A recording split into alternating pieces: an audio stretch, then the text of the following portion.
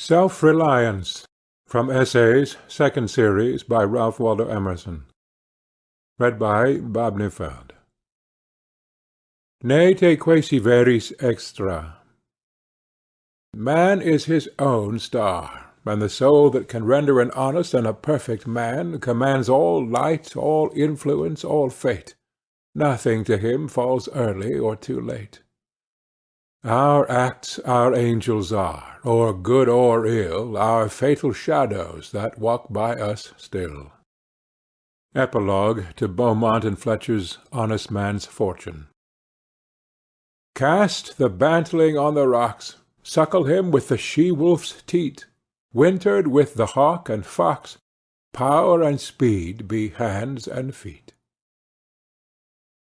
I read the other day some verses written by an eminent painter, which were original and not conventional. The soul always hears an admonition in such lines, let the subject be what it may. The sentiment they instil is of more value than any thought they may contain. To believe your own thought, to believe that what is true for you in your private heart is true for all men, that is genius. Speak your latent conviction, and it shall be the universal sense.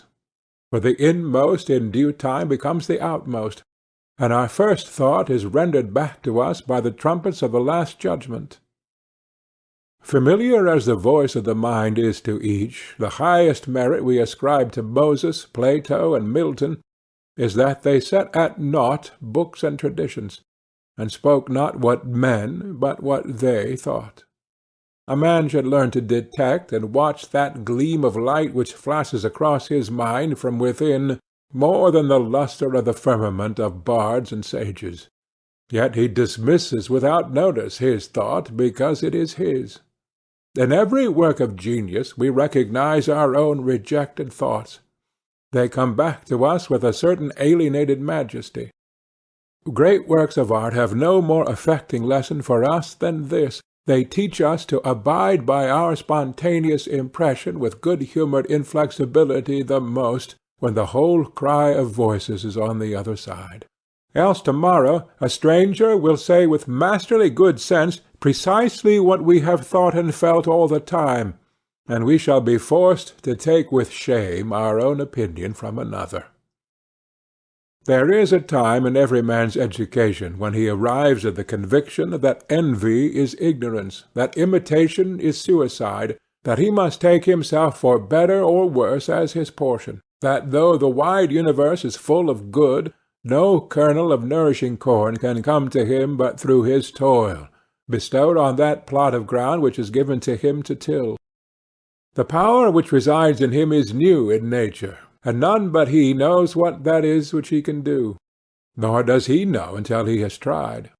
Not for nothing one face, one character, one fact makes much impression on him, and another none. This sculpture in the memory is not without pre-established harmony. The eye was placed where one ray should fall, that it might testify of that particular ray. We but half express ourselves, and are ashamed of that divine idea which each of us represents. It may be safely trusted as proportionate and of good issues, so it be faithfully imparted, but God will not have his work made manifest by cowards. A man is relieved and gay when he has put his heart into his work and done his best, but what he has said or done otherwise shall give him no peace. It is a deliverance which does not deliver. In the attempt his genius deserts him. No muse befriends, no invention, no hope. Trust thyself. Every heart vibrates to that iron string. Accept the place the divine providence has found for you, the society of your contemporaries, the connection of events. Great men have always done so, and confided themselves childlike to the genius of their age, betraying their perception that the absolutely trustworthy was seated at their heart, working through their hands, predominating in all their being. And we are now men, and must accept in the highest mind the same transcendent destiny, and not minors and invalids in a protracted corner, nor cowards fleeing before a revolution, but guides, redeemers, and benefactors, obeying the almighty effort, and advancing on chaos and the dark. What pretty oracles nature yields us on this text in the face and behaviour of children, babes, and even brutes! That divided and rebel mind, that distrust of a sentiment because our arithmetic has computed the strength and means opposed to our purpose, these have not. Their mind being whole, their eye is as yet unconquered, and when we look in their faces we are disconcerted. Infancy conforms to nobody, all conform to it, so that one babe commonly makes 4 or 5 out of the adults who prattle and play to it. So God has armed youth and puberty and manhood no less with its own piquancy and charm, and made it enviable and gracious, and its claims not to be put by, if it will stand by itself. Do not think the youth has no force because he cannot speak to you and me. Hark! In the next room his voice is sufficiently clear and emphatic. It seems he knows how to speak to his contemporaries. Bashful or bold, then, he will know how to make us seniors very unnecessary. The nonchalance of boys who are sure of a dinner, and would disdain as much as a lord to do or say aught to conciliate one, is the healthy attitude of human nature. A boy is in the parlour what the pit is in the playhouse, independent, irresponsible. Looking out from his corner on such people and facts as pass by, he tries and sentences them on their merits, in the swift summary way of boys, as good, bad, interesting, silly, eloquent, troublesome. He cumbers himself never about consequences, about interests. He gives an independent, genuine verdict. You must court him. He does not court you. But the man is, as it were, clapped into jail by his consciousness. As soon as he has once acted or spoken with éclat, he is a committed person, watched by the sympathy or the hatred of hundreds, whose affections must now enter into his account. There is no Lethe for this. Ah, that he could pass again into his neutrality! Who can thus avoid all pledges, and, having observed, observe again from the same unaffected, unbiased, unbribable, unaffrighted innocence, must always be formidable. He would utter opinions on all passing affairs, which, being seen to be not private but necessary, would sink like darts into the ear of men, and put them in fear. These are the voices which we hear in solitude, but they grow faint and inaudible as we enter into the world. Society everywhere is in conspiracy against the manhood of every one of its members. Society is a joint stock company in which the members agree, for the better securing of his bread to each shareholder, to surrender the liberty and culture of the eater. The virtue in most request is conformity. Self-reliance is its aversion. It loves not realities and creators, but names and customs. Whoso would be a man must be a nonconformist. He who would gather immortal points must not be hindered by the name of goodness, but must explore if it be goodness.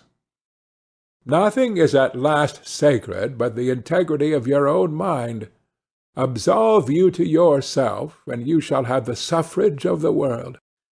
I remember an answer which, when quite young, I was prompted to make to a valued adviser who was wont to importune me with the dear old doctrines of the Church. On my saying, "What have I to do with the sacredness of traditions if I live wholly from within?" my friend suggested, "But these impulses may be from below, not from above."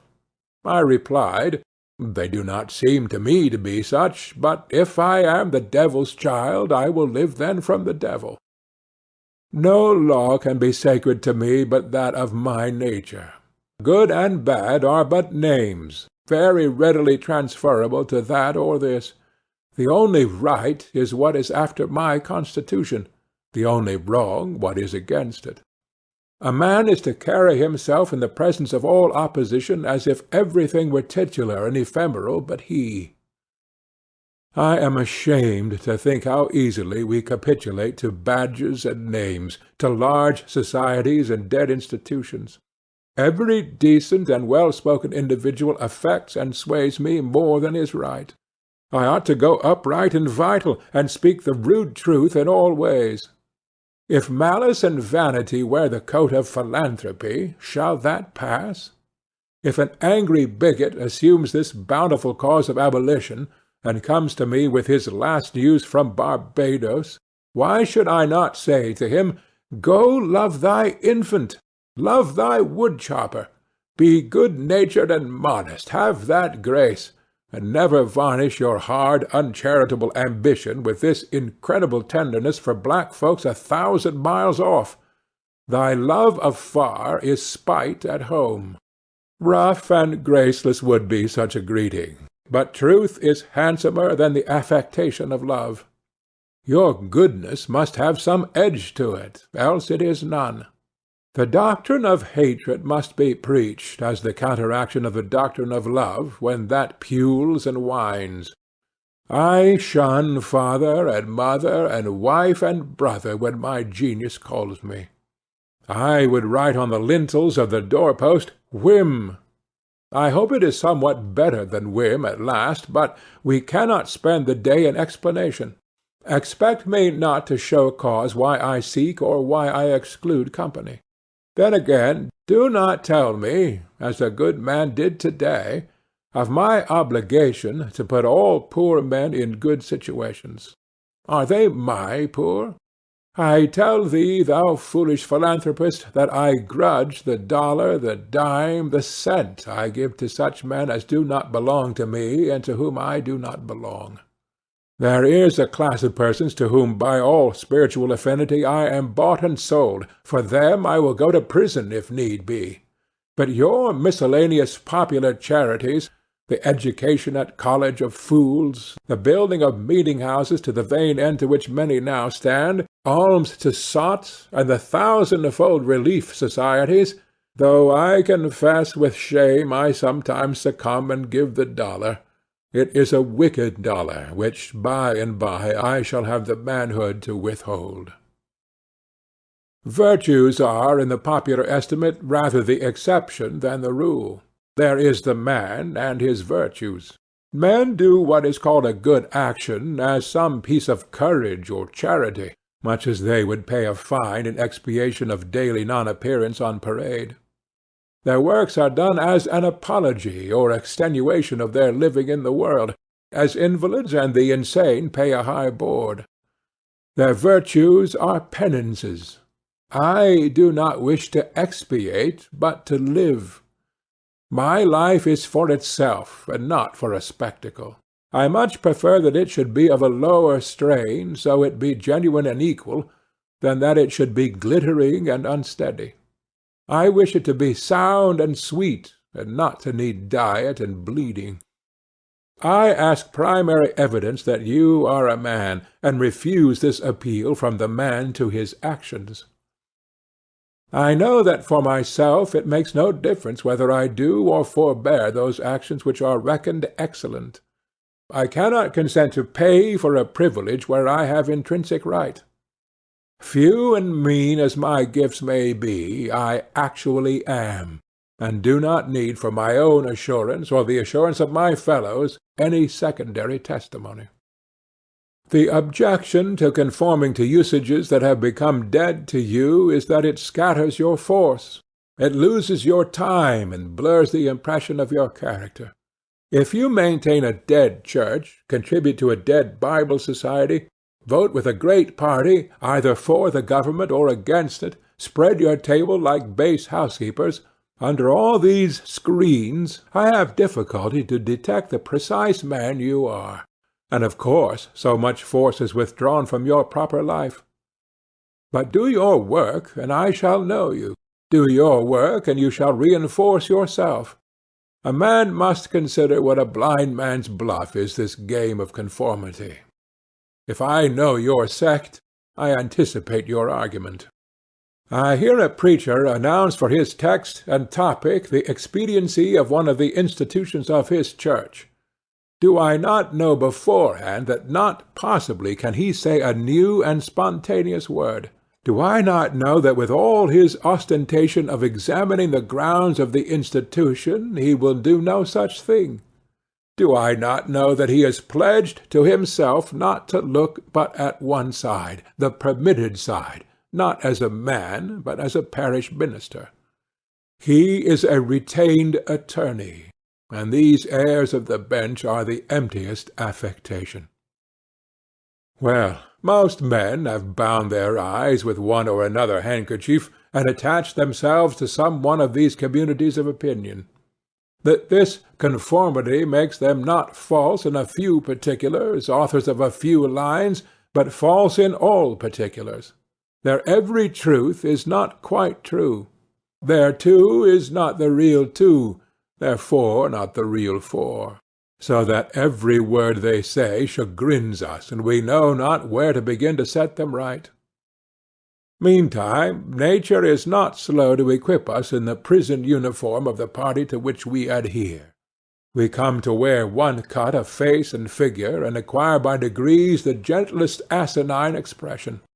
There is a mortifying experience in particular which does not fail to rake itself also in the general history. I mean the foolish face of praise, the forced smile which we put on in company where we do not feel at ease in answer to conversation which does not interest us. The muscles, not spontaneously moved, but moved by a low usurping wilfulness, grow tight about the outline of the face with the most disagreeable sensation.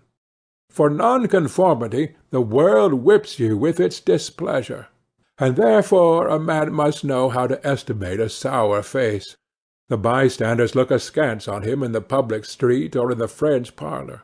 If this aversation had its origin in contempt and resistance like his own, he might well go home with a sad countenance, but the sour faces of the multitude, like the sweet faces, have no deep cause, but are put on and off as the wind blows and a newspaper directs.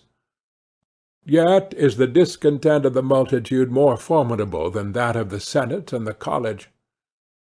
It is easy enough for a firm man who knows the world to brook the rage of the cultivated classes. Their rage is decorous and prudent, for they are timid, as being very vulnerable themselves. But when to their feminine rage the indignation of the people is added, when the ignorant and the poor are aroused, when the unintelligent brute force that lies at the bottom of society is made to growl and mow, it needs the habit of magnanimity and religion to treat it godlike as a trifle of no concernment. The other terror that scares us from self-trust is our consistency. A reverence for our past act or word because the eyes of others have no other data for computing our orbit than our past acts, and we are loath to disappoint them. But why should you keep your head over your shoulder? Why drag about this corpse of memory, lest you contradict something you have stated in this or that public place? Suppose you should contradict yourself. What then? It seems to be a rule of wisdom never to rely on your memory alone, scarcely even in acts of pure memory, but to bring the past for judgment into the thousand-eyed present, and live ever in a new day. In your metaphysics you have denied personality to the deity, yet when the devout motions of the soul come, yield to them heart and life, though you should clothe God with shape and colour. Leave your theory, as Joseph his coat in the hand of the harlot, and flee. A foolish consistency is the hobgoblin of little minds, adored by little statesmen and philosophers and divines. With consistency, a great soul has simply nothing to do. He may as well concern himself with his shadow on the wall. Speak what you think now in hard words, and tomorrow speak what tomorrow thinks in hard words again, though it contradict everything you said today. Ah, so you shall be sure to be misunderstood. Is it so bad, then, to be misunderstood? Pythagoras was misunderstood, and Socrates, and Jesus, and Luther, and Copernicus, and Galileo, and Newton, and every pure and wise spirit that ever took flesh. To be great is to be misunderstood. I suppose no man can violate his nature.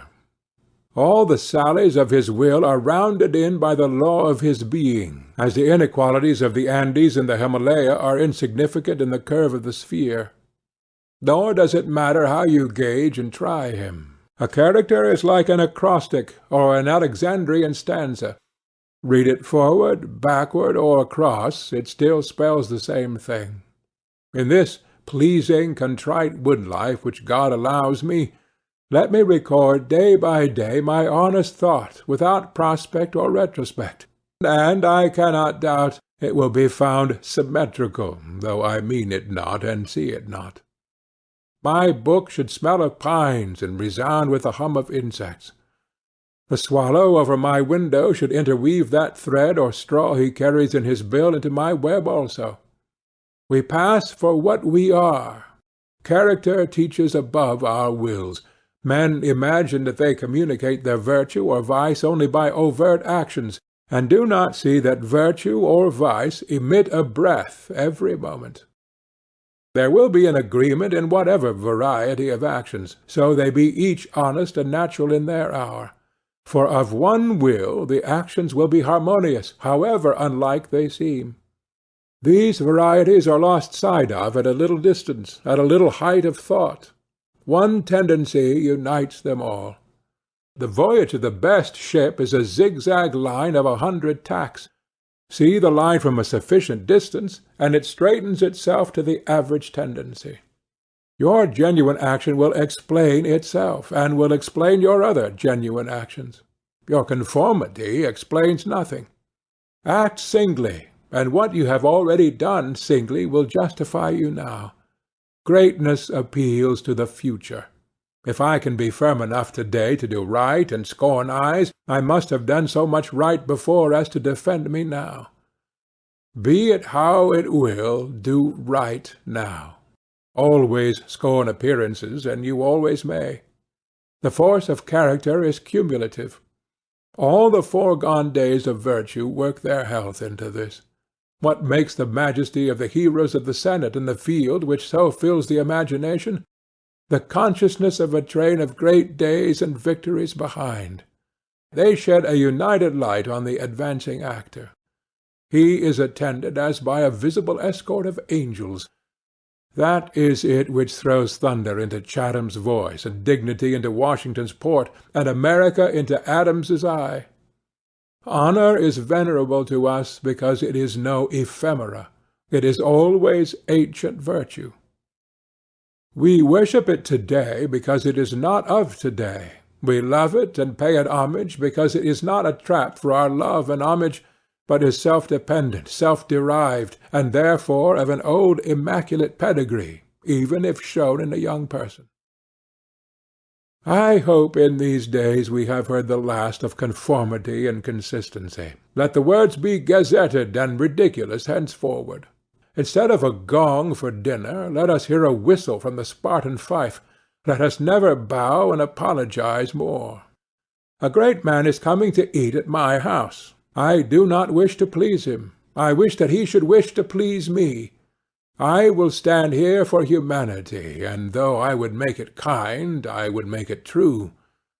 Let us affront and reprimand the smooth mediocrity and squalid contentment of the times, and hurl in the face of custom and trade and office the fact which is the upshot of all history, that there is a great responsible thinker and actor working wherever a man works, that a true man belongs to no other time or place, but is the centre of things. Where he is, there is nature. He measures you and all men and all events. Ordinarily, everybody in society reminds us of something else, or of some other person. Character, reality, reminds you of nothing else. It takes place of the whole creation. The man must be so much that he must make all circumstances indifferent. Every true man is a cause, a country, and an age, requires infinite spaces and numbers and time fully to accomplish his design, and posterity seem to follow his steps as a train of clients. A man Caesar is born, and for ages after we have a Roman Empire. Christ is born, and millions of minds so grow and cleave to his genius that he is confounded with virtue and the possible of man. An institution is the lengthened shadow of one man, as monarchism of the hermit Antony, the Reformation of Luther, Quakerism of Fox, Methodism of Wesley, abolition of Clarkson. Scipio Milton called the height of Rome, and all history revolves itself very easily into the biography of a few stout and earnest persons. Let a man then know his worth, and keep things under his feet. Let him not peep or steal, or skulk up and down with the air of a charity boy, a bastard or an interloper in the world which exists for him. But the man in the street, finding no worth in himself which corresponds to the force which built a tower or sculptured a marble god, feels poor when he looks on these. To him a palace, a statue, or a costly book have an alien and forbidding air, much like a gay equipage, and seem to say like that, "Who are you, sir?" Yet they are all his, suitors for his notice, petitioners to his faculties that they will come out and take possession. The picture waits for my verdict. It is not to command me, but I am to settle its claims to praise. That popular fable of the sot who was picked up dead drunk in the street, carried to the duke's house, washed and dressed and laid in the duke's bed, and on his waking treated with all obsequious ceremony like the duke, and assured that he had been insane, owes its popularity to the fact that it symbolizes so well the state of man, who is in the world a sort of sot, but now and then wakes up, exercises his reason, and finds himself a true prince. Our reading is mendicant and sycophantic. In history our imagination plays us false. Kingdom and lordship, power and estate are a gaudier vocabulary than Private John and Edward in a small house and a common day's work. But the things of life are the same to both. The sum total of both is the same. Why all this deference to Alfred and Scanderbeg and Gustavus? Suppose they were virtuous. Did they wear out virtue? As great a stake depends on your private act today as followed their public and renowned steps. When private men shall act with original views, the lustre will be transferred from the actions of kings to those of gentlemen. The world has been instructed by its kings, who have so magnetized the eyes of nations. It has been taught by this colossal symbol the mutual reverence that is due from man to man. The joyful loyalty with which men have everywhere suffered the king, the noble, or the great proprietor to walk among them by a law of his own, make his own scale of men and things and reverse theirs, pay for benefits not with money but with honor, and represent the law in his person, was the hieroglyphic by which they obscurely signified their consciousness of their own right and comeliness, the right of every man. The magnetism which all original action exerts is explained when we inquire the reason of self-trust. Who is the trustee? What is the aboriginal self on which a universal reliance may be grounded? What is the nature and power of that science-baffling star, without parallax, without calculable elements, which shoots a ray of beauty even into trivial and impure actions, if the least mark of independence appear? The inquiry leads us to that source, at once the essence of genius, of virtue, and of life, which we call spontaneity or instinct. We denote this primary wisdom as intuition, whilst all later teachings are tuitions. In that deep force, the last fact behind which analysis cannot go, all things find their common origin.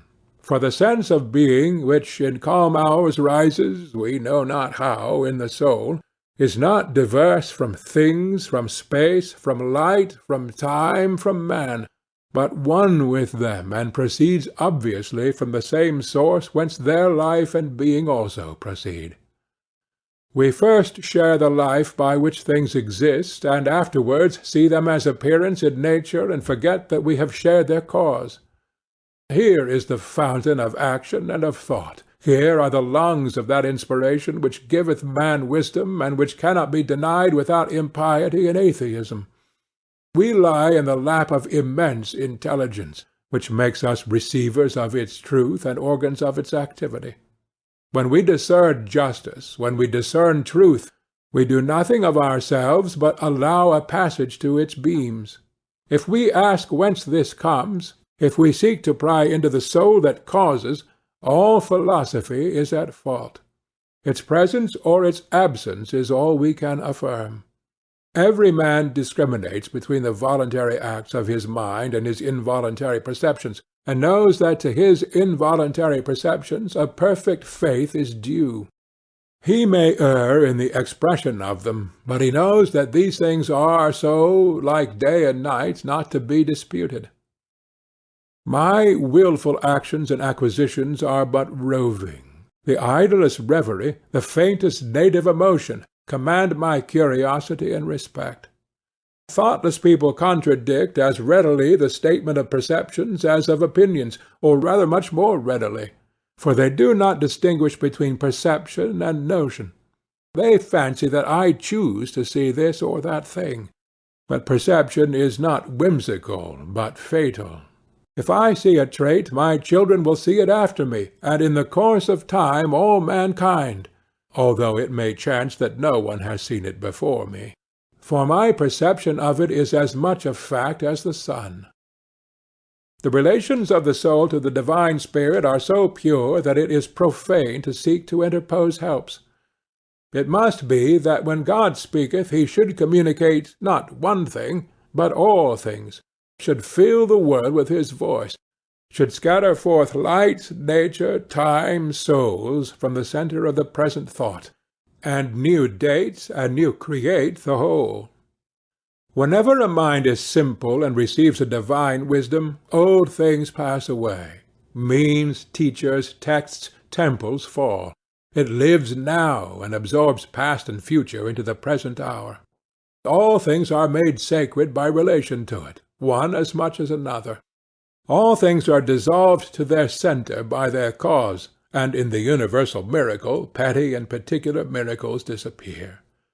If, therefore, a man claims to know and speak of God, and carries you backward in the phraseology of some old moulded nation in another country, in another world, believe him not.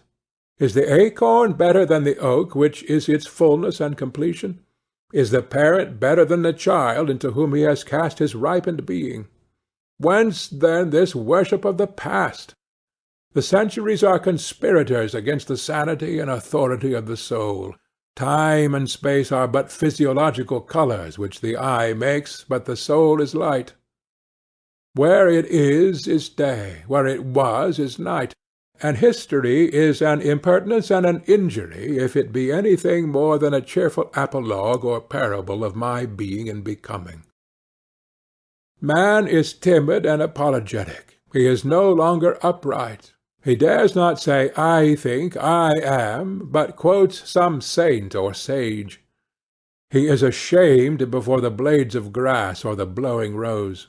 These roses under my window make no reference to former roses or better ones. They are for what they are. They exist with God today. There is no time to them. There is simply the rose. It is perfect in every moment of its existence. Before a leaf bud has burst, its whole life acts. In the full-blown flower there is no more. In the leafless root there is no less. Its nature is satisfied, and it satisfies nature in all moments alike. But man postpones or remembers. He does not live in the present, but with reverted eye laments the past, or, heedless of the riches that surround him, stands on tiptoe to foresee the future. He cannot be happy and strong until he too lives with nature in the present, above time. This should be plain enough. Yet see what strong intellects dare not yet hear God himself, unless he speak the phraseology of I know not what David or Jeremiah or Paul. We shall not always set so great a price on a few texts, on a few lines. We are like children who repeat by rote the sentences of grandames and tutors, and, as they grow older, of the men of talents and character they chance to see, painfully recollecting the exact words they spoke. Afterwards, when they come into the point of view which those had who uttered these sayings, they understand them and are willing to let the words go, for at any time they can use words as good when occasion comes. If we live truly, we shall see truly. It is as easy for a strong man to be strong as it is for a weak to be weak. When we have new perception, we shall gladly disburden the memory of its hoarded treasures of old rubbish. When a man lives with God, his voice shall be as sweet as the murmur of the brook and the rustle of the corn. And now, at last, the highest truth on this subject remains unsaid, probably cannot be said, for all that we say is the far-off remembering of the intuition. That thought by what I can now nearest approach to say it is this: when good is near you, when you have life in yourself, it is not by any known or accustomed way. You shall not discern the footprints of any other. You shall not see the face of man. You shall not hear any name. The way, the thought, the good shall be wholly strange and new. It shall exclude example and experience. You take the way from man, not to man. All persons that ever existed are its forgotten ministers. Fear and hope are alike beneath it. There is something low even in hope. In the hour of vision there is nothing that can be called gratitude, nor properly joy. The soul raised over passion beholds identity and eternal causation, perceives the self-existence of truth and right, and calms itself with knowing that all things go well. Vast spaces of nature, the Atlantic Ocean, the South Sea, long intervals of time, years, centuries, are of no account. This which I think and feel underlay every former state of life and circumstances, as it does underlay my present, and what is called life, and what is called death. Life only avails, not the having lived. Power ceases in the instant of repose. It resides in the moment of transition from a past to a new state, in the shooting of the gulf, in the darting to an aim. This one fact the world hates, that the soul becomes, for that forever degrades the past, turns all riches to poverty, all reputation to a shame, confounds the saint with the rogue, shoves Jesus and Judas equally aside. Why then do we prate of self-reliance? Inasmuch as the soul is present, there will be power not confident, but agent. To talk of reliance is a poor external way of speaking. Speak rather of that which relies because it works and is. Who has more obedience than I masters me, though he should not raise his finger. Round him I must revolve by the gravitation of spirits. We fancy it rhetoric when we speak of eminent virtue. We do not yet see that virtue is height, and that a man or a company of men, plastic and permeable to principles, by the law of nature must overpower and ride all cities, nations, kings, rich men, poets, who are not. This is the ultimate fact which we so quickly reach on this, as on every topic, the resolution of all into the ever-blessed One. Self-existence is the attribute of the Supreme Cause, and it constitutes the measure of good by the degree in which it enters into all lower forms. All things real are so by so much virtue as they contain. Commerce, husbandry, hunting, whaling, war, eloquence, personal weight, are something, and engage my respect as examples of its presence and impure action. I see the same law working in nature for conservation and growth. Power is, in nature, the essential measure of right. Nature suffers nothing to remain in her kingdoms which cannot help itself. The genesis and maturation of a planet, its poise and orbit, the bended tree recovering itself from the strong wind, the vital resources of every animal and vegetable, are demonstrations of the self-sufficing and therefore self-relying soul. Thus all concentrates. Let us not rove, let us sit at home with the cause. Let us stun and astonish the intruding rabble of men and books and institutions by a simple declaration of the divine fact. Bid the invaders take the shoes from off their feet, for God is here within. Let our simplicity judge them, and our docility to our own law demonstrate the poverty of nature and fortune beside our native riches. But now we are a mob. Man does not stand in awe of man, nor is his genius admonished to stay at home, to put itself in communication with the internal ocean, but it goes abroad to beg a cup of water of the urns of other men. We must go alone. I like the silent church before the service begins better than any preaching. How far off, how cool, how chaste the persons look, begirt each one with a precinct or sanctuary. So let us always sit. Why should we assume the faults of our friend, of wife, or father, or child, because they sit around our hearth, or are said to have the same blood? All men have my blood, and I have all men's. Not for that will I adopt their petulance or folly, even to the extent of being ashamed of it.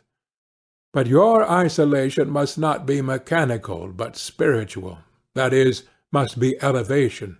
At times the whole world seems to be in conspiracy to importune you with emphatic trifles.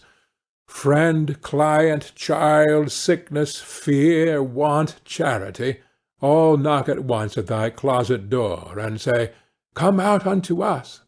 But keep thy state, come not into their confusion. The power men possess to annoy me I give them by a weak curiosity. No man can come near me but through my act. What we love, that we have, but by desire we bereave ourselves of the love. If we cannot at once rise to the sanctities of obedience and faith, let us at least resist our temptations. Let us enter into the state of war, and wake Thor and Woden, courage and constancy in our Saxons' breasts. This is to be done in our smooth times by speaking the truth. Check this lying hospitality and lying affection. Live no longer to the expectation of these deceived and deceiving people with whom we converse. Say to them, O father, O mother, O wife, O brother, O friend, I have lived with you after appearances hitherto. Henceforward I am the truth's. Be it known unto you that henceforward I obey no law less than the eternal law. I will have no covenants, but proximities. I shall endeavor to nourish my parents, to support my family, to be the chaste husband of one wife, but these relations I must fill after a new and unprecedented way. I appeal from your customs. I must be myself. I cannot break myself any longer for you or you. If you can love me for what I am, we shall be the happier. If you cannot, I will still seek to deserve that you should. I will not hide my tastes or aversions. I will so trust that what is deep is holy, that I will do strongly before the sun and moon whatever rejoices me and the heart appoints. If you are noble, I will love you. If you are not, I will not hurt you and myself by hypocritical attentions. If you are true, but not in the same truth with me, cleave to your companions. I will seek my own. I do this not selfishly, but humbly and truly. It is alike your interest and mine and all men's, however long we have dwelt in lies, to live in truth. Does this sound harsh to-day? You will soon love what is dictated by your nature as well as mine. And if we follow the truth, it will bring us out safe at last. But so may you give these friends pain. Yes, but I cannot sell my liberty and my power to save their sensibility. Besides, all persons have their moments of reason when they look out into the region of absolute truth. Then will they justify me and do the same thing. The populace think that your rejection of popular standards is a rejection of all standard, and mere antinomianism. and the bold sensualist will use the name of philosophy to gild his crimes. But the law of consciousness abides. There are two confessionals, in one or the other of which we must be shriven. You may fulfill your round of duties by clearing yourself in the direct or in the reflex way. Consider whether you have satisfied your relations to father, mother, cousin, neighbor, town, cat, and dog, whether any of these can upbraid you. But I may also neglect this reflex standard and absolve me to myself. I have my own stern claims and perfect circle. It denies the name of duty to many offices that are called duties. But if I can discharge its debts, it enables me to dispense with the popular code. If any one imagines that this law is lax, let him keep its commandment one day. And truly it demands something godlike in him who has cast off the common motives of humanity and has ventured to trust himself for a taskmaster. High be his heart, faithful his will, clear his sight, that he may in good earnest be doctrine, society, law to himself, that a simple purpose may be to him as strong as iron necessity is to others. If any man consider the present aspects of what is called by distinction society, he will see the need of these ethics. The sinew and heart of man seem to be drawn out, and we are become timorous, desponding whimperers. We are afraid of truth, afraid of fortune, afraid of death, and afraid of each other. Our age yields no great and perfect persons.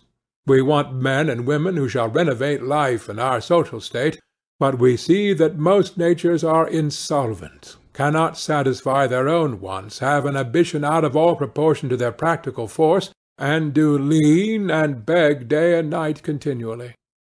Our housekeeping is mendicant. Our arts, our occupations, our marriages, our religion we have not chosen, but society has chosen for us.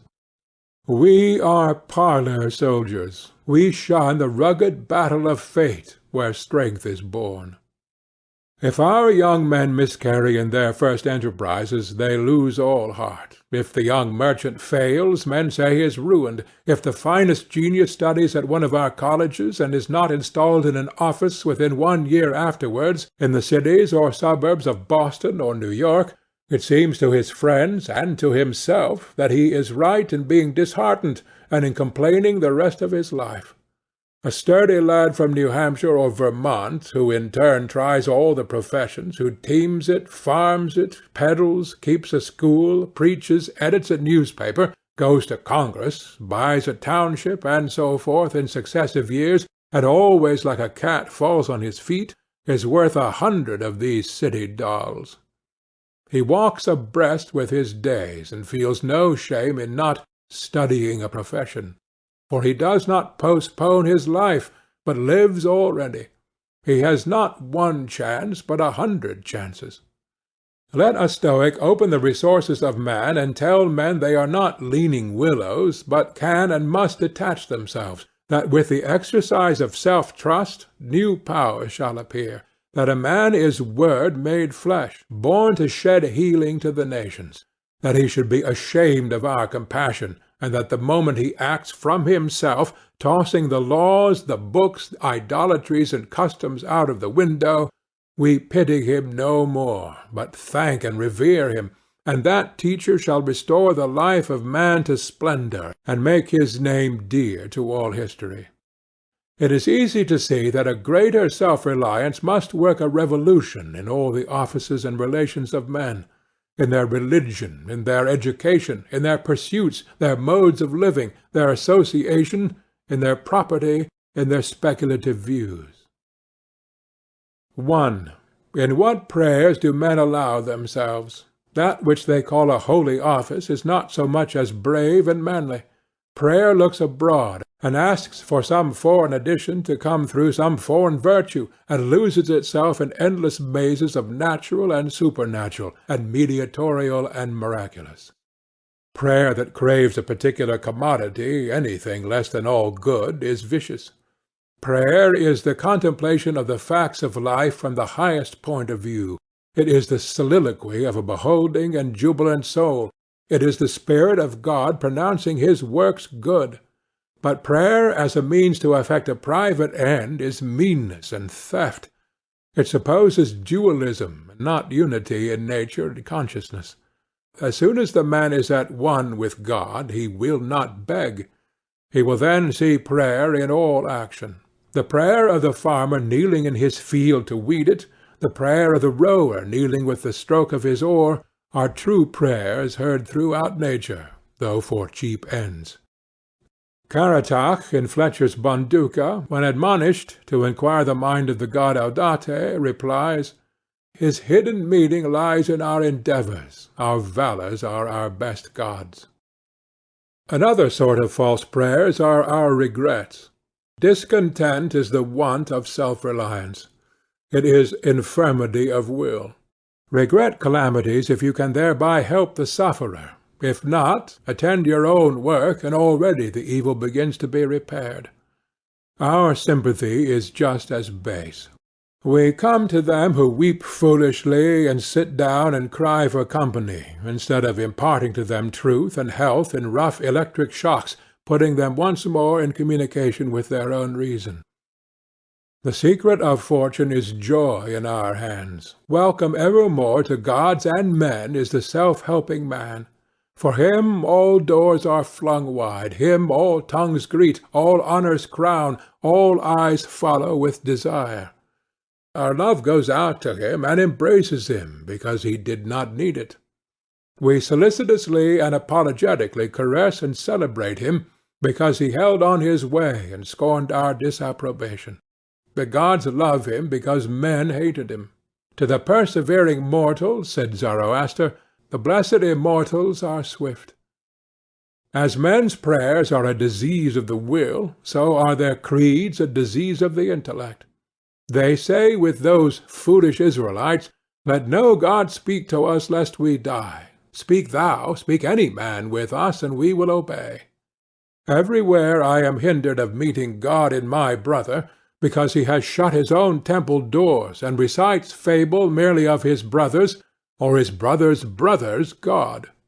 Every new mind is a new classification. If it prove a mind of uncommon activity and power, a Locke, a Lavoisier, a Hutton, a Bentham, a Fourier, it imposes its classification on other men, and lo, a new system. In proportion to the depth of the thought, and so to the number of the objects it touches and brings within reach of the pupil, is its complacency. But chiefly is this apparent in creeds and churches, which are also classifications of some powerful mind acting on the elemental thought of duty, and man's relation to the highest. Such is Calvinism, Quakerism, Swedenborgism. The pupil takes the same delight in subordinating everything to the new terminology, as a girl who has just learned botany and seeing a new earth and new seasons thereby. It will happen for a time that the pupil will find his intellectual power has grown by the study of his master's mind, but in all unbalanced minds the classification is idolized, passes for the end, and not for a speedily exhaustible means, so that the walls of the system blend to their eye in the remote horizon with the walls of the universe. The luminaries of heaven seem to them hung on the arch their master built. They cannot imagine how you aliens have any right to see, how you can see. It must be somehow that you stole the light from us. They do not yet perceive that light, unsystematic, indomitable, will break into any cabin, even into theirs. Let them chirp a while and call it their own. If they are honest and do well, presently their neat new pinfold will be too straight and low, will crack, will lean, will rot and vanish, and the immortal light, all young and joyful, million-orbed, million-coloured, will beam over the universe as on the first morning. 2. It is for want of self-culture that the superstition of travelling, whose idols are Italy, England, Egypt, retained its fascination for all educated Americans. They who made England, Italy, or Greece venerable in the imagination did so by sticking fast where they were, like an axis of the earth. In manly hours we feel that duty is our place. The soul is no traveller. The wise man stays at home, and when his necessities, his duties, on any occasion call him from his house or into foreign lands, he is at home still, and shall make men sensible by the expression of his countenance that he goes, the missionary of wisdom and virtue, and visits cities and men like a sovereign, and not like an interloper or a valet. I have no churlish objection to the supernavigation of the globe for the purpose of art, of study, and benevolence, so that the man is first domesticated, or does not go abroad with the hope of finding something greater than he knows. He who travels to be amused, to get something which he does not carry, travels away from himself, and grows old even in youth among old things. In Thebes, in Palmyra, his will and mind have become old and dissipated as they. He carries ruins to ruins. Travelling is a fool's paradise. Our first journeys discover to us the indifference of places. At home I dream that at Naples, at Rome, I can be intoxicated with beauty and lose my sadness. I pack my trunk, embrace my friends, embark on the sea, and at last wake up in Naples. And there beside me is the stern fact, the sad self, unrelenting, identical, that I fled from. I seek the Vatican and the palaces, I affect to be intoxicated with sights and suggestions, but I am not intoxicated. My giant goes with me wherever I go. 3. But the rage of travelling is a symptom of a deeper unsoundness affecting the whole intellectual action. The intellect is vagabond, and our system of education fosters restlessness. Our minds travel when our bodies are forced to stay at home. We imitate, and what is imitation but the travelling of the mind? Our houses are built with foreign taste, our shelves are garnished with foreign ornaments, our opinions, our tastes, our faculties lean and follow the past and the distant. The soul created the arts wherever they have flourished. It was in his own mind that the artist sought his model. It was an application of his own thought to the thing to be done and the conditions to be observed. And why need we copy the Doric or the Gothic model? Beauty, convenience, grandeur of thought, and quaint expression are as near to us as to any, and if the American artist will study with hope and love the precise thing to be done by him, considering the climate, the soil, the length of the day, the wants of the people, the habit and form of the government, he will create a house in which all these will find themselves fitted, and taste and sentiment will be satisfied also. Insist on yourself. Never imitate. Your own gift you can present every moment with the cumulative force of a whole life's cultivation, but of the adopted talent of another you have only an extemporaneous half-possession. That which each can do best, none but his Maker can teach him. No man yet knows what it is, nor can, till that person has exhibited it. Where is the master who could have taught Shakespeare? Where is the master who could have instructed Franklin, or Washington, or Bacon, or Newton? Every great man is a unique.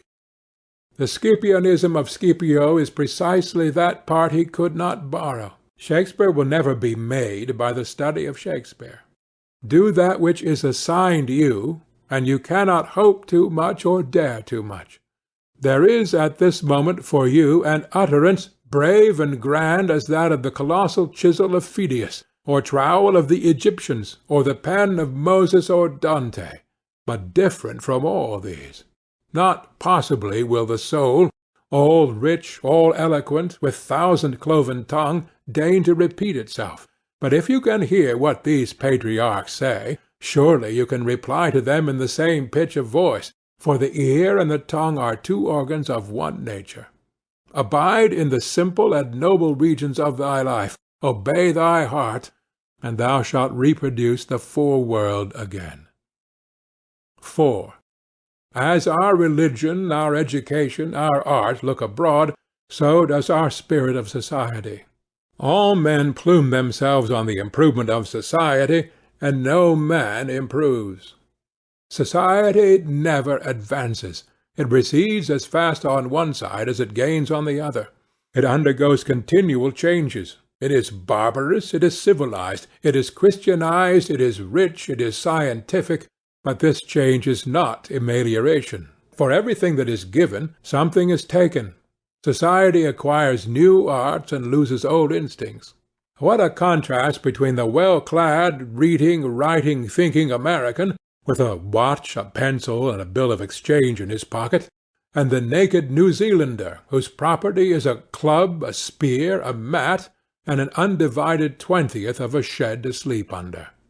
But compare the health of the two men, and you shall see that the white man has lost his aboriginal strength. If the traveller tells us truly, strike the savage with a broad axe, and in a day or two the flesh shall unite and heal, as if you struck the blow into soft pitch, and the same blow shall send the white to his grave. The civilized man has built a coach, but has lost the use of his feet. He is supported on crutches, but lacks so much support of muscle. He has a fine Geneva watch, but he fails of the skill to tell the hour by the sun. A Greenwich nautical almanac he has, and so being sure of the information when he wants it, the man in the street does not know a star in the sky. The solstice he does not observe, the equinox he knows as little, and the whole bright calendar of the years without a dial in his mind. His notebooks impair his memory, his libraries overload his wit, the insurance office increases the number of accidents, and it may be a question whether machinery does not encumber, whether we have not lost by refinement some energy, by a Christianity entrenched in establishments and forms some vigor of wild virtue.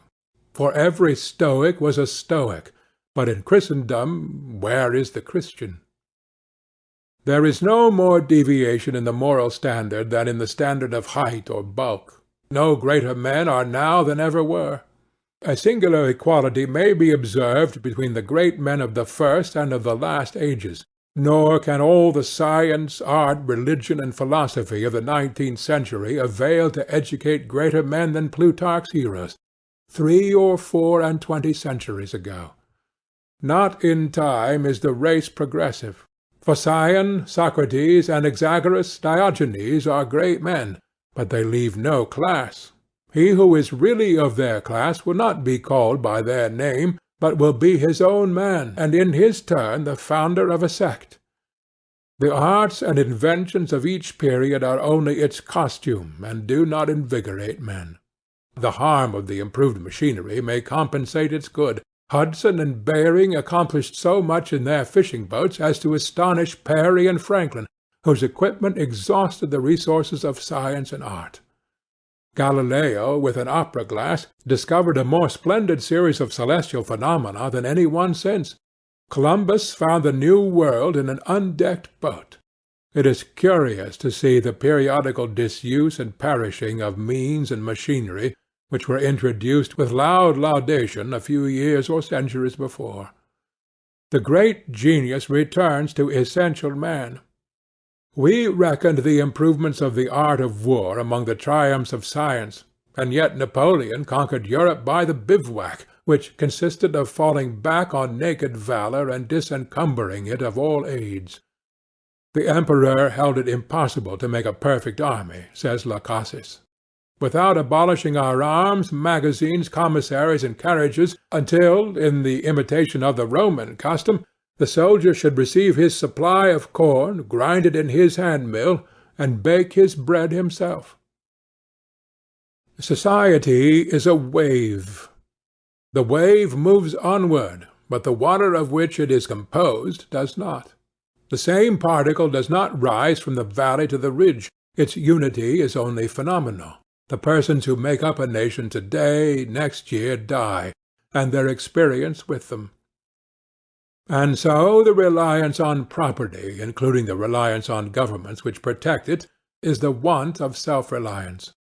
Men have looked away from themselves and at things so long that they have come to esteem the religious, learned, and civil institutions as guards of property, and they deprecate assaults on these, because they feel them to be assaults on property.